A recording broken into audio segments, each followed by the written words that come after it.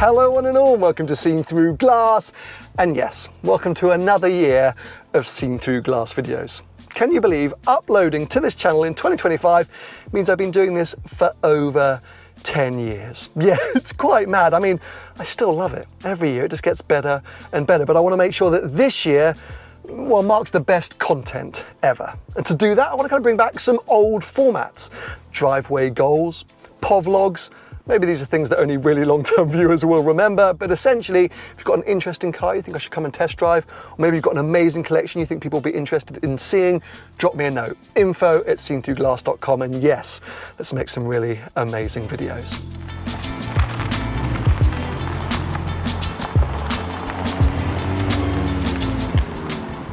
Now, having said all that, I'm actually kick-starting the year focusing on my own cars. Today, we're focusing on the Porsches, and predominantly my GT3, which I've now owned for 2 years. And over Christmas, got a rather juicy upgrade at Litchfield.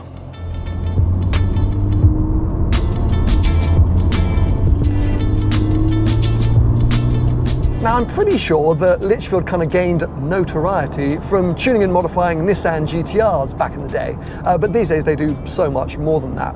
Firstly, they do sort of world-class tunes for all kinds of different cars, but I think they also have a full servicing centre, they do paint protection film, peelable paint, just loads of different stuff. One area that they really specialise in these days is tuning and modifying modern Porsches. Some of you might remember, I got one of their kind of signature tunes for my 911 Carrera T back in sort of 2020. Well, just before Christmas, they posted on their Instagram they'd figured out a way to apply 911 ST suspension to a 911 GT3. Now, if you haven't read or watched any 911 ST reviews, you will have missed the fact that almost everyone that's driven that car said that it feels like a much better road car than my generation GT3.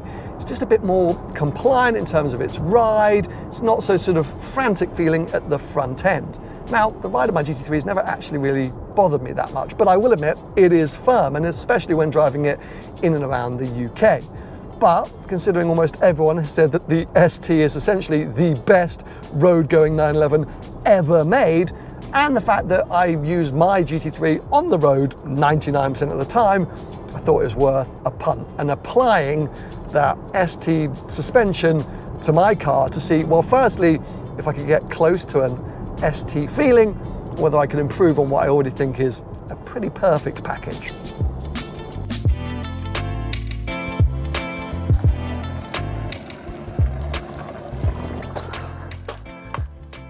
Now, it's that weird time of year in the UK where no matter how sunny it is, your car still gets absolutely filthy. I never know where this dirt comes from. Like, look at the rear of this car. It's just filth and the roads are like bone dry. But anyway, the reason I bought the Panamera today is because this is actually also getting a tune. So whilst I go out and test drive the GT3, they're going to give this a bit of a power boost because I've had this car for maybe 7 or 8 months now, and I'm really starting to love it.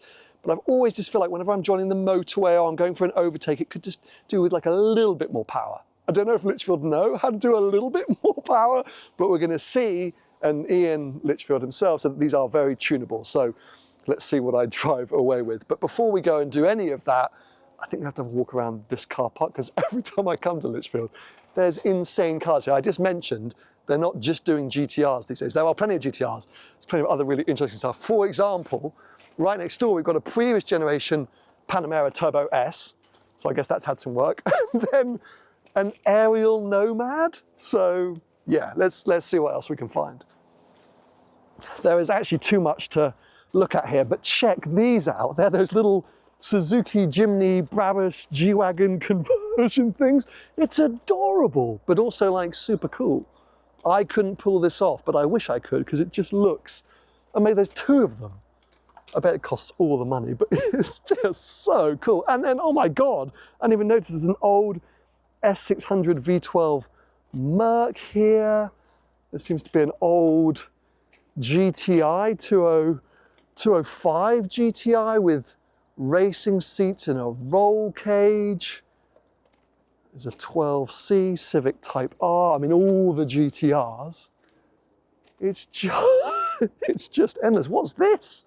What is this, for example? Some old Merc? I don't know anything about this era of Mercedes. Nothing at all, but it's probably got some relevance because it's here in the car park with a Litchfield plate on. It's a 930 turbo. Here's a GR Yaris. They're kind of famous for their GR Yaris kits. So I'm guessing that's one with all the bits on it. Oh, Cooper S, that's one for Ben the cameraman. Oh, missing yours yet? I'm not sure about that. And then more and more GTRs. It's just very cool. But anyway, let's just go and find Ian, figure out the plan for the Panamera, and go test drive my GT3.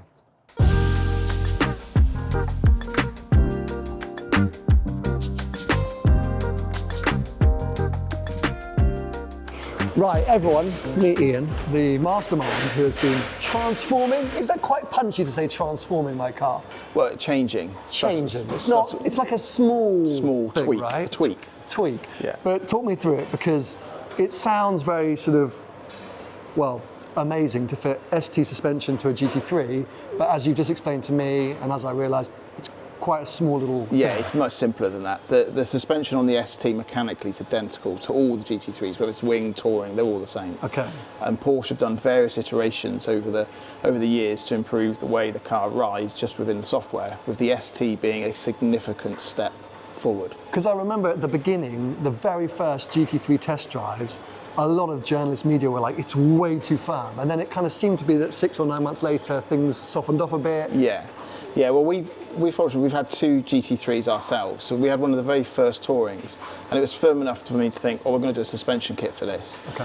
We were very busy, and we never got around to doing it at that time. And then when the second one came through, it was a different car, a completely different car to drive.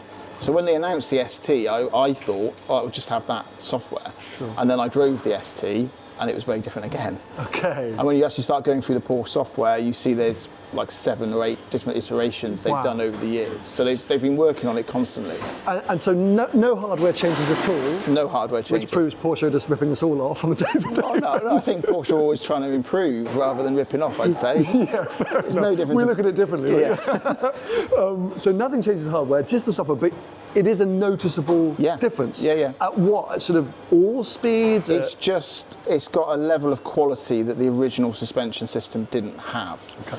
It's hard to explain. Particularly at low speed around town, it's much better, much more compliant.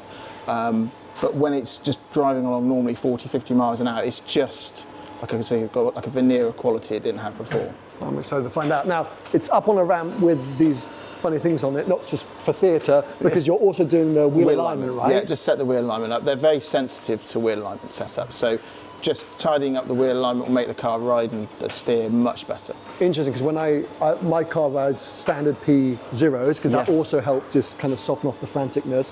When I went up to the Pirelli Performance Centre, they said, like, there's a lot you can do here. What do you want to do? And I was like, whatever it's supposed to. So you figured out a way to kind of dial it in. Yeah, just set it up for the road. We can do more extreme track setups if you're doing stuff later in the year, but this is just a nice road setup, makes steering better. That's how I use it. Okay, so I can't wait to figure out what that's going to be like. What's the plan with the Panamera?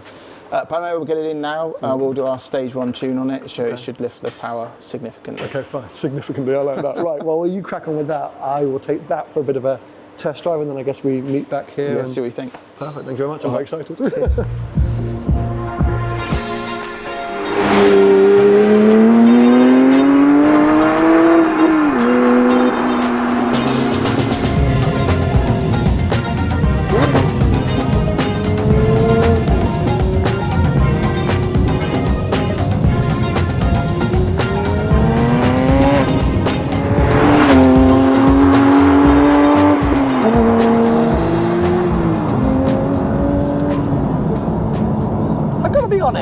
I was excited for this upgrade, but my expectations were quite low. Firstly, because I already mentioned, in my mind, this car was already near as damn it perfect. I was like, how much better can they make it when they're not actually changing any hardware, it's just software. And then, more importantly, something I haven't actually mentioned yet in this video, I haven't actually driven the new 911 ST, so I have no point of reference. I'm just going on what other people have said about it, and I'm not sure how many people who've driven the 911 ST also own 992 GT3. So I was like, I think it's going to be a small tweak. And it is a small tweak, but I have to say, it is noticeable, and it's pretty damn enjoyable. I'm going to try and visualize it because it's very hard to put into words. Take the New York, the Manhattan skyline, or take the Alps. Think of a very jaggedy mountain range. And then imagine someone just takes a file and just saws off the very, very sharpest points. Just smooths that curve ever so slightly. That's what this does. I'm still driving a GT3. The characteristics have not dramatically changed. It is still firm, but it's just a bit more composed. It's less crashy. I'm here on a typically bumpy British back road. I am bopping around, but I'm not banging around.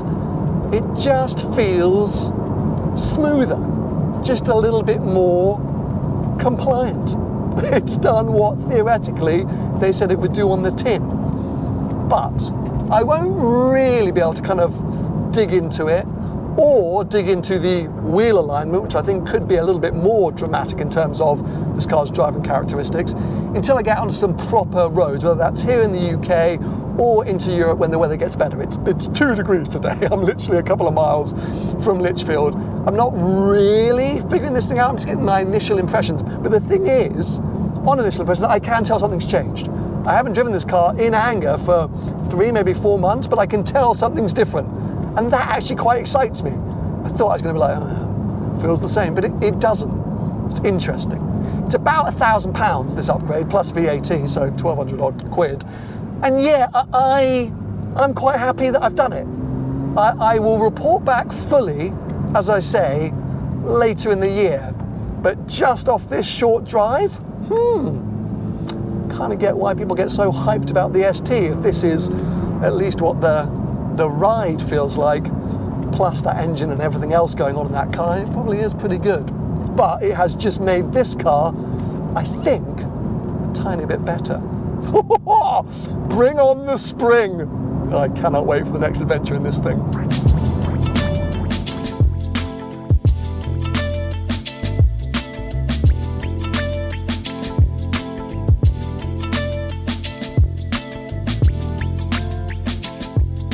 Well, the important number is 625 horsepower, so it was about 480 when it came in. Yeah, that's not a little... It's a good increase, isn't it? I feel like this happened with the Carrera too. I was like, just a little boost. They do kind of turn it down on the standard car. Wow. So we kind of let it to do its thing. Okay. So but it's picked up power everywhere. So sure. The thin line here is the original graph. So you're about 40 foot-pounds of torque up at, say, 2,500, and then it holds that all the way through. But when you're really pushing on, big gains from sort of 5,000 onwards, where the original tune kind of died down on purpose, we've allowed it to carry you through, and so now you've got these great big kind of 100 foot-pounds of torque gains. Wow. Sort of okay, and this is all super safe, right? This our stage 1 tune is not pushing it too hard. We know these engines pretty well from some of the other models they're in. So sure. They're not being pushed too bad. Does it affect anything like fuel economy and stuff? No, economy, if anything, well, it'll be maybe marginally better because on sort of partial throttles we've tidied it up a little bit on the fueling, but really when you're cruising along it'd be essentially the same. And obviously we've been hybrid, we don't touch the hybrid. That's what I was going to ask you, but there's nothing you can really do with that, right? It just is what it is. You don't need to do anything, it's already obviously mapped really well. They don't have any restrictions on that, so they can do what they want. Okay, fine. Well, I'm in 625. I think I'm going to get home quicker than I thought I was going to. But honestly, thank you again. We talked off camera. Yeah. Really happy with that. Good. Upgrade. It's hard to really explain. We were discussing, wasn't it? Unless you have them all lined up. Yeah. Have you done a back-to-back test yet? No, because we had an ST here to do it back-to-back with one that we'd already done, and it obviously had the locking wheel nut issue, so we couldn't drive it. But I also want to do a back-to-back with a standard, we should have driven my car before. It's difficult. On the same road. It's difficult, but it does make a good difference. Well worth it. And am I right? The price, £1,000 plus VAT? Yeah.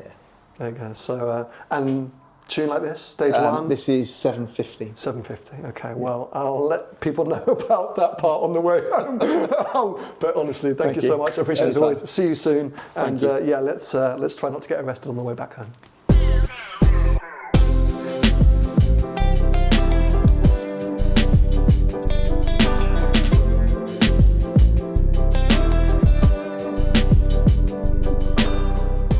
I've got to be honest, I don't think I really needed 630 odd horsepower in this car, but God, am I glad I've got it.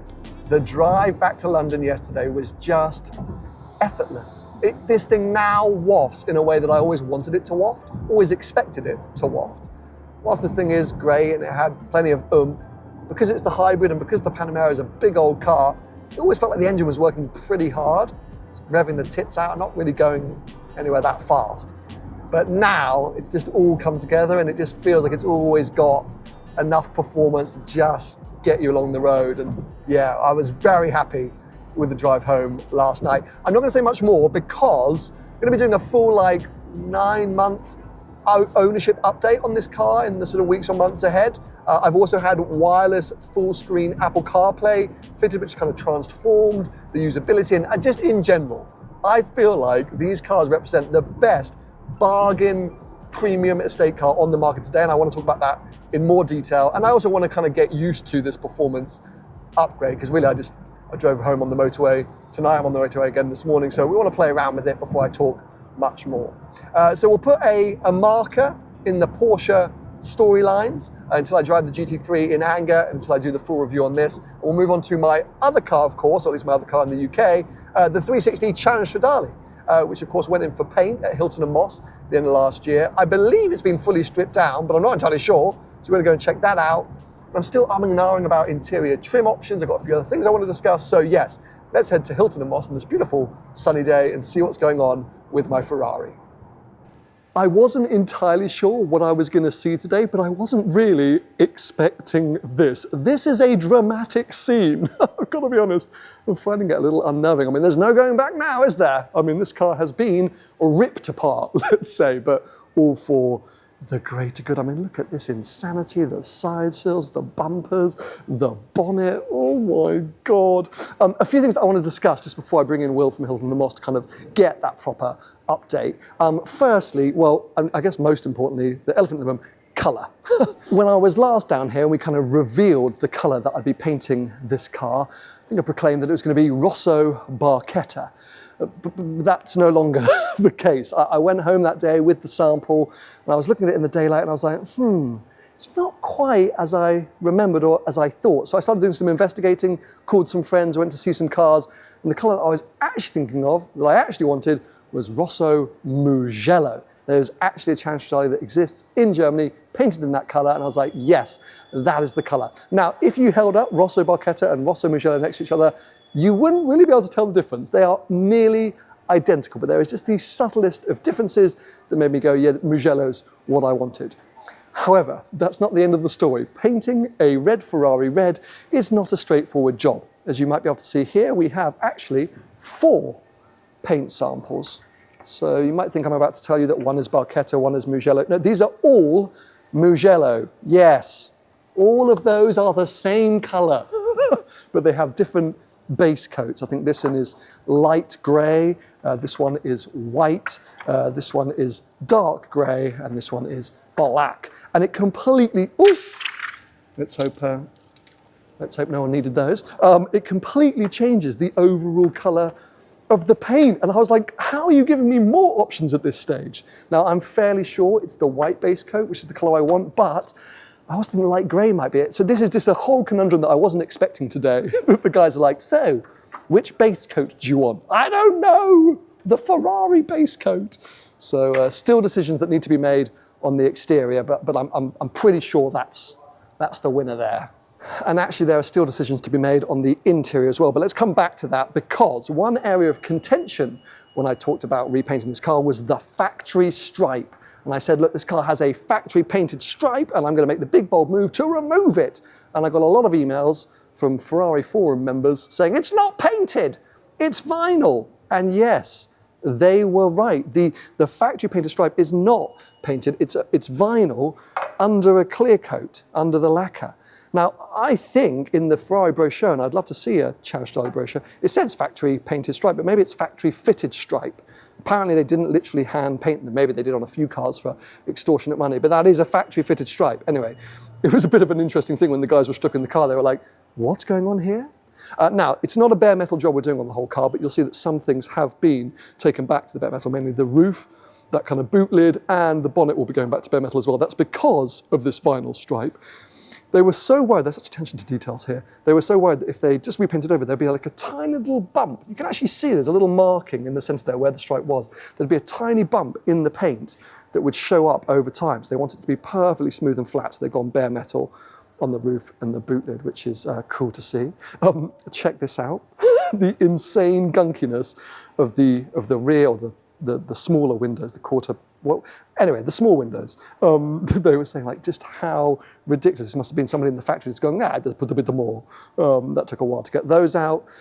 Good news on the kind of corrosion front, not as bad as we thought it could be.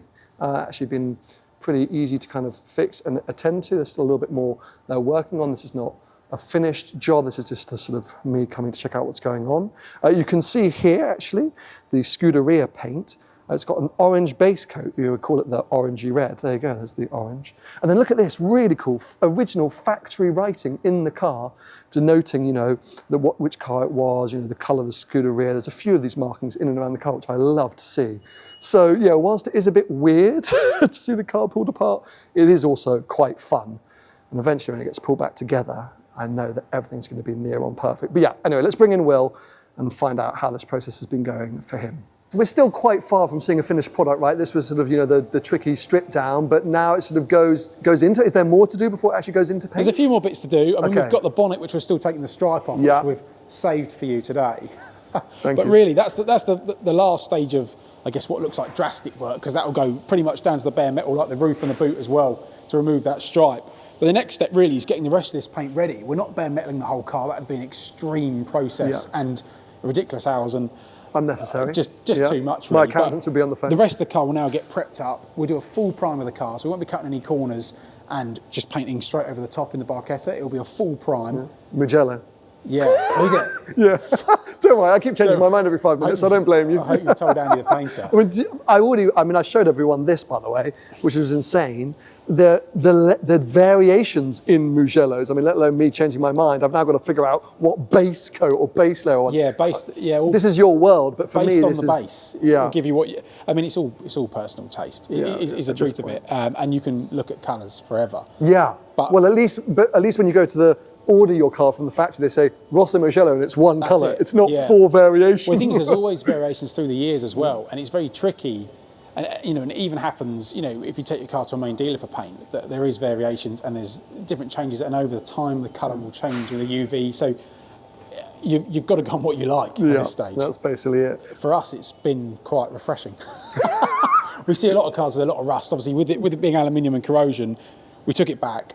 We didn't keep following it. Sometimes you chase, and before you know it, you've bare metaled, half the car. But it wasn't anything like that at all. So yeah, to be honest, it's been good. The corrosion's gone. At this stage, the car's in its sort of repair stage, so it always looks ugliest. You've got all these different colours. You've got bare metals in some places. But yeah, it's a scary stage. But really, it's the best of the scary stage done. Okay, it only goes up from here, and it gets better from here, right? I think it's pretty good anyway. It's all part of the process, and actually, I think for yourself, following the process is quite rewarding as well, really. Now, you guys have been filming a full sort of behind the scenes of this whole process, right? So when we do the final reveal in a few months' time, there's going to be a super in-depth thing on your channel, right? Get the hammers out. Yeah, exactly. What's really been going on here.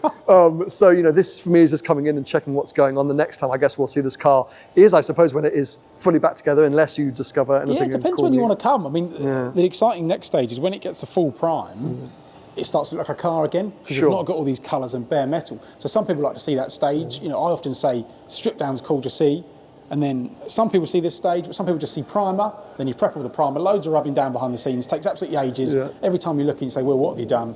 And we've just been rubbing and rubbing and rubbing, and then it'll get painted eventually. So as little or as much as you want to see, or you want to share. Yeah, fair enough. Yeah, it's the two, right? But anyway, thank you, because the attention to detail I've already witnessed you applying to this part is very rewarding, and makes me know that the car is in good hands. So thank you. I will leave you to continue to rip it apart and put it back together again.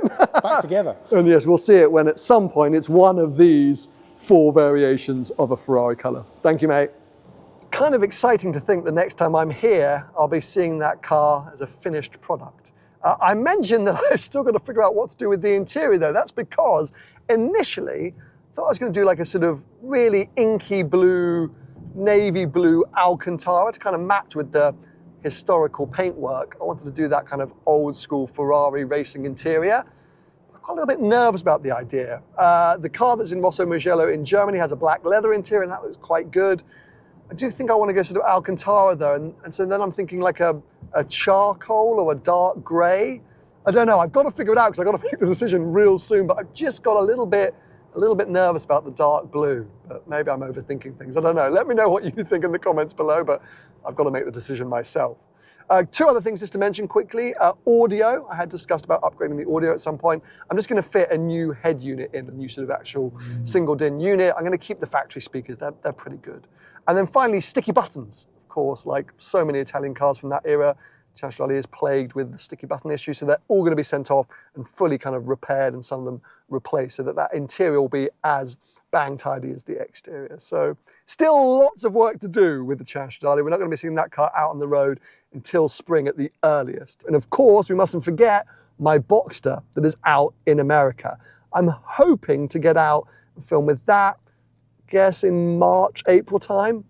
I'll keep you posted. But of course, we now know the Panamera is ready to rock and roll, as is the GT3. So the adventures can start relatively soon. And actually, they start not with my own cars, but with some other exciting cars next week. So make sure you're subscribed and turn on notifications. Otherwise, here we go. 2025, I promise you, it's going to be epic.